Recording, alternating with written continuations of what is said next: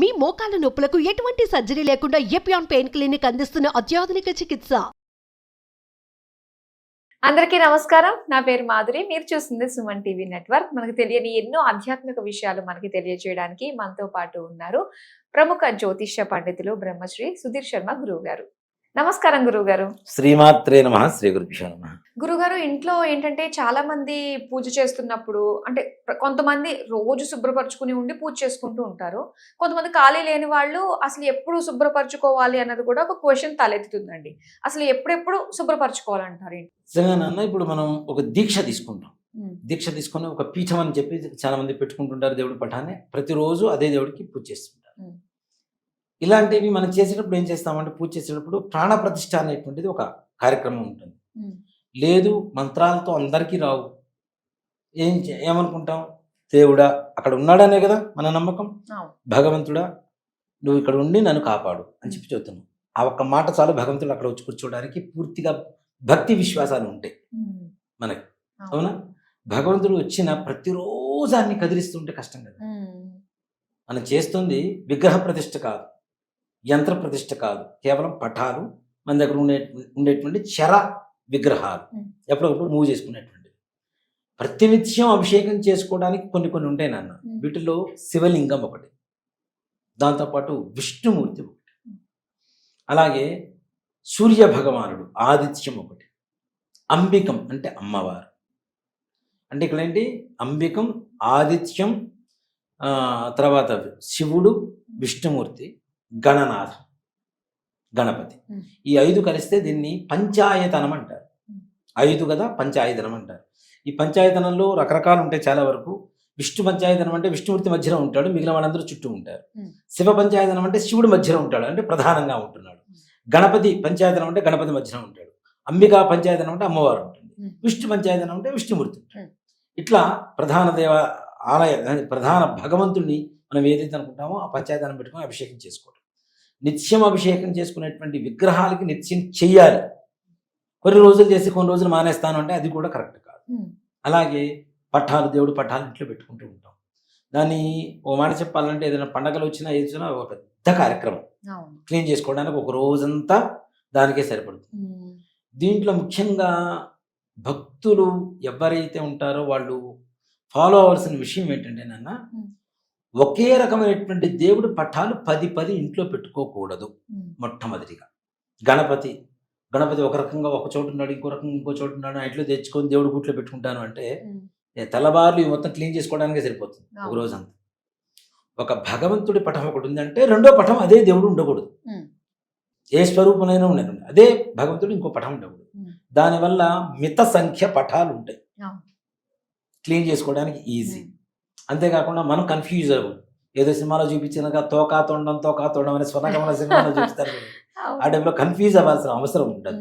అవునా? దాంతో పాటుగా శుభ్రపరచుకునేటువంటి సమయం తక్కుతుంది. అప్పుడు దైవ ఆరాధనకి సమయం ఎక్కువ పెంచుకోవచ్చు కావాలంటే. మరి ఏ రోజుల్లో ఇవన్నీ శుభ్రపరచుకోవాలి అంటే, నిత్యం ఆ భూమి కింద ఏదైతే ఉంటుందో, మన భూమి ఉంటుందో దాన్ని ప్రతినిత్యం శుభ్రపరచుకోవాల్సింది, దాంట్లో అనుమానం ఏం లేదు. కానీ విగ్రహాలు, పటాలు ఏవైతే ఉంటాయో, నిత్యం అభిషేకం అలవాటు లేనటువంటి వాళ్ళు అమావాస్య వెళ్ళిన మరుసటి రోజు, ఏ రోజైనా కావచ్చు, చాలా మంది శుక్రవారం వస్తే కదిలించాం కదా, మంగళవారం వస్తే కదిలించాం కదా అని చెప్పి చాలా మంది చెబుతూ ఉంటారు. అమావాస్య వెళ్ళిన మరుసటి రోజు ఏ రోజైనా సరే తప్పనిసరిగా శుభ్రపరచుకొని, పులికాపు చేయటం అంటారు దాన్ని, శుభ్రపరచుకొని చక్కగా మరలా బుట్లు పెట్టుకొని పూజ చేసుకోవచ్చు. అలాగే గ్రహణ సమయాలు, గ్రహణాలు వస్తాయి కదా, ఈ గ్రహణాలు వచ్చిన సమయంలో కూడా తప్పనిసరిగా గ్రహణం వెళ్ళిన తర్వాత ఇంటితో పాటు మన వంటితో పాటు భగవంతుడి గది కూడా క్లీన్ చేయవలసింది. విగ్రహాలన్నీ మరలా శుభ్రపరచుకొని మరలా బుట్లు పెట్టుకొని పూజ చేసుకోవాల్సింది. గ్రహణ శూల అంటాం, అంటే విషం చిమ్ముతున్నటువంటి రాహువో కేతువో వాటి ప్రభావం వీటి మీద పడుతుంది అనేటువంటిది. అందుకనే కదా మన దర్భ కూడా పచ్చళ్ళలో, మంచినీళ్ళలో, మజ్జిగలో అన్నింటిలో దర్భలు వేస్తూ ఉంటాం. ఎందుకు? అమృతం అంటారు.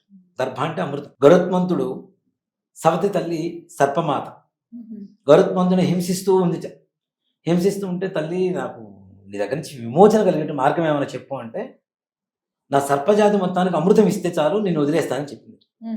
గరుత్మంతుడు అమృత భాండం పట్టుకొని వస్తూ ఉన్నాడు. ఇంద్రుడు చూశాడు, చూసి ఇది కనుక సర్పజాతికి అందితే సర్పజాతి అంతం కాకపోతే ప్రపంచం మొత్తం వినాశనం. పాము 23 గంటలు నిద్రపోయి 1 గంట ఆహారానికి వెళ్తుంది. ఓహో. సర్పాన మతి నిద్ర అని చెప్పి శాస్త్రం చెబుతూ ఉంది. ఆ 1 గంటలోనే ఎవరైనా ఎదురు పడితే కాడేసి చంపేస్తుంది. అలాంటిది వీటికి చావు లేకపోతే వీటి జాతి వృద్ధి పొందుతుంది, మనం నాశనం అవుతాం అనే ఉద్దేశంతో, మానవ జాతి ఉండదు అనే ఉద్దేశంతో ఆ గరుత్మంతుడితో యుద్ధం చేసేట ఇంద్రుడు. యుద్ధం చేస్తున్నటువంటి సమయంలో అమృత భాండం తొణికి ఒక గడ్డి రేణువు మీద పడింది. ఈ పాములు వచ్చి గడ్డి రేణువుని ఇట్లా నాకుతున్నప్పుడు ఆ గడ్డి షార్ప్గా ఉంటుంది కదా, నాలుక చీలిపోయి 2 నాలుకలు అయిపోయినాయి. ఓహో. ఎక్కడైతే గడ్డి మీద పడిందో దాన్ని దర్భ అంటున్నాం, అంటే అది అమృతంతో సమానం. ఇక్కడ విషపూరితమైనటువంటి రాహుకేతువులు సర్పాలు కదా వీళ్ళు, వీళ్ళ విషం ఈ పదార్థాల మీద గ్రహణ సమయంలో పడుతుంది కాబట్టి ఈ దర్భ వేస్తే అది అమృతంగా మారిపోతుంది అని చెప్పడం కోసం అమృతం మనం దర్భ వేస్తాం. ఓకే. ఇది కాబట్టి ఈ రకమైనటువంటి పరిస్థితులు ఉన్నాయి. కానీ గ్రహణం వెళ్ళిన తర్వాత తప్పనిసరిగా శుభ్రపరచుకోవాలి. ఏది విశేషమైన పండుగలు వచ్చినాయి, అలాంటి ముందు పండుగలు వచ్చే ముందు మాత్రం శుభ్రపరచుకోవాలి తప్పనిసరిగా. ఇప్పుడు మనం ఎంత శుభ్రంగా ఉంటున్నామో దేవుడు కూడా అంతే శుభ్రంగా ఉండాలి. నా దృష్టిలో ఎక్కడ శుభ్రం ఉంటే అక్కడ లక్ష్మీదేవి ఉంటుందని చెప్తా. దేనికంటే లేచినప్పటి నుంచి నేను కూడా 10 సార్లు నా ఇల్లంతా క్లీన్ చేసుకుంటూ కూర్చుంటాను కాబట్టి నీట్గా. అంటే శుభ్రత లేకపోతే మనమే ఉండను నాన్న, దేవతలు ఎందుకు ఉంటారు నాన్న? వాళ్ళకి ఏం అవసరం? నువ్వు పడి ఉండు అంటే ఎట్లా పడి ఉంటారు వాళ్ళు? వాళ్ళకి ఇవ్వాల్సినటువంటి గౌరవం ఇవ్వాలి, వాళ్ళకి ఇవ్వాల్సినటువంటి స్థానం ఇవ్వాలి కదా. కాబట్టి గ్రహణ సమయాల్లో కావచ్చు, పండగ సమయాల్లో గురువారం అంటే శుక్రవారం మంగళవారం కాకుండా శుభ్రపరచుకోవడం అనేది మంచిది. పండగల ముందు తప్పనిసరిగా అలా శుభ్రపరచుకునేటువంటి పరిస్థితులు ఈ రోజులో ఉంటుంది కాబట్టి తప్పనిసరిగా చేసుకోవచ్చు.